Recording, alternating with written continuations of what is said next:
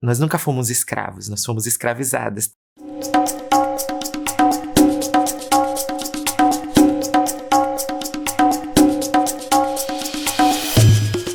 Tanto que o desejo e a necessidade da celebração precisava acontecer aqui. O que tem no hoje que esse passado, que essa história sempre trouxe? Uma capacidade infinita de criação. Eu sou uma resposta, por exemplo, é uma resposta atualíssima, porque estar viva, permanecer negra dentro de um território que preveu o apagamento, o embranquecimento da população, a morte física e simbólica, estar viva, narrando essa história e construindo e produzindo cultura é um exemplo explícito, um exemplo óbvio de insurgência e de continuidade dessa história. Tem uma coisa que me incomoda bastante dentro dessa perspectiva de desconstrução da branquitude. É muito pautada numa relação de culpa. O símbolo maior do cristianismo, Jesus Cristo, que foi um líder político, ele foi crucificado. A imagem que essa filosofia, que esse ethos, distribui, é sobre padecimento, é sobre expiação de culpa, é sobre sacrifício. E aí você vê que a desconstrução e as pessoas que se dizem aliadas, elas só participam disso quando elas analisam e se alimentam da dor alheia. E isso para mim é sadismo. O que é pré-colonial? Óbvio que eu não tô querendo aqui clamar uma África idílica, quase um Éden, algo utópico assim, mas existia uma cultura em acontecimento. Antes da colonização, existiam trocas comerciais. E nesse período, os europeus eles tinham uma cartografia, eles desenhavam um mapa mundi. Para eles, tinha o norte, e aí tinha o deserto do Saara, o Saara que corta o continente, e eles diziam que depois aquilo era o fim do mundo. Isso é muito interessante, Os europeus indo sempre fazer as compras, voltando, Lá tá não sei o quê. Aí teve um dia que saiu um rei, da Etiópia, falou assim, vou dar um close ali no Egito. Vou ali fazer umas comprinhas básicas e tal. E ele foi com sua grande comitiva, entendeu? E comprou praticamente tudo. E os europeus viram aquilo e ficaram assustados. E aí eles continuaram desenhando o mapa.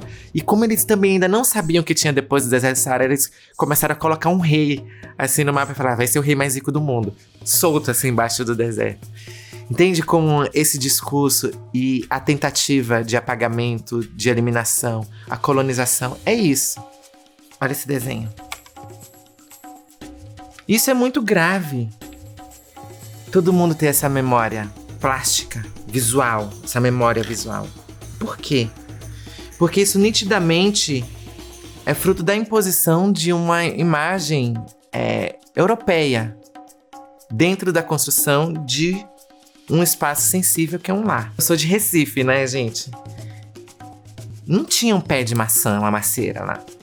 Tem cajá, caju, acerola, manga. Imagina em Recife, quase 40 graus, eu fazer uma casa com chaminé.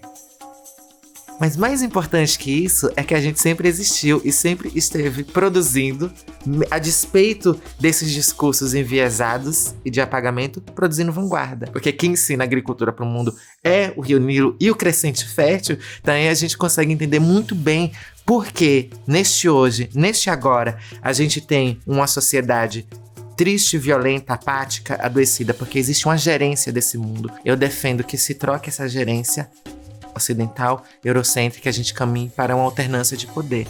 É assim em todo lugar. O próprio capitalismo ensinou isso, Quando o funcionário não está troca, Então, acho que o Ocidente tem que ser demitido. Toda a cultura brasileira, a fundação da cultura brasileira, ela é calcada numa experiência africana, indígena. Vamos pensar no samba, por exemplo. O samba é mais uma organização política, mais uma organização cultural que é reflexo de uma experiência corporal, de movimento, dos batuques, e que está atrelada a uma situação de pós-abolição. Dançar samba não é um passo de samba. está relacionada à subida no morro, está relacionada à lavagem de roupa na beira do rio, está relacionada a levar lata d'água na cabeça, como diz Elsa Soares. A opressão faz parte, mas a gente responde a essa opressão de forma muito insurgente, produzindo e criando cultura. Mas eu não enxergo o futuro lá longe. Eu enxergo o futuro agora. Iroko é o tempo constante, presente. E é sobre permanência. E neste tempo que se chama Iroko, o presente é o futuro. Eu não posso olhar lá para frente sem olhar para este agora. Mas não é porque eu preciso colher, é porque o presente precisa estar sempre presente e bom e produtivo. Então, como é que eu vejo o futuro? Eu vejo muitos presentes acontecendo nesse agora que vão gerar futuros. E sabemos que o contrário de semear vento e colher tempestade, a gente semeia, coloca sementes de prosperidade, a gente vai colher mais prosperidade. Então, eu penso no presente e não no futuro, exatamente. É isso, gente. Muito obrigada. Simbora, se inscreve no canal. Muita axé pra nós.